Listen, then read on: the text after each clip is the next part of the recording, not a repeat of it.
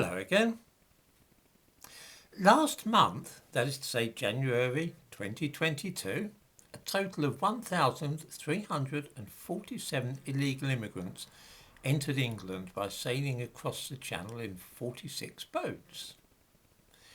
This is about 6 times as many as entered the country by that means in January last year, and 15 times as many as in January 2020. Now, I'm no statistician, but I think I can discern a trend here, and it looks to me like a curve which is rising steeply. In 2020, 8,410 people reached England by crossing the Channel and landing illegally. Last year, the number was 28,381. Do viewers think that this year's numbers will be higher or lower than that? By the way, there are now 37,000 asylum seekers and refugees in hotels in this country, paid for by our taxes, at a rate of £1.25 million a day. The Home Secretary says that she hopes that councils will provide more permanent accommodation, but that of course would mean bumping British people off the waiting list for council houses, which hardly seems fair or just. I'm sure that we all know that Home Secretary Priti Patel is famous for talking tough about immigration, but she does not actually do anything about it. Well, that's not entirely true. She has been involved in offering easier visas for Indian students wishing to live, study and work in this country. By curious coincidence, she is herself of Indian heritage, but I doubt that affected her decision over much. It was announced 3 weeks ago that the armed forces would be taking over the control of the efforts in the English Channel to protect our border there, but there's no sign yet of their having done anything to stop the constant and ever-increasing number of vessels coming from France.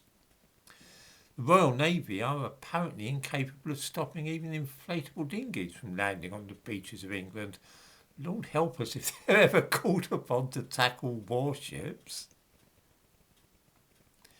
Many of us voted to leave the common market because of a specific and definite pledge that this would mean taking back control of our borders. Anybody remember that? It was a thing which Boris Johnson was dead set on doing. It does not seem to have worked out too well. Britain's borders have never been more porous. If Boris Johnson and his chums don't especially care about Britain's borders, are there then any borders that they do care about? Why, yes.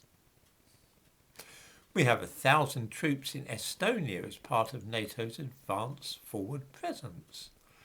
We are dead set on guarding Estonia's borders against any incursions. We also have soldiers in Poland who were helping to repel the waves of illegal immigrants entering Poland from Belarus a while back.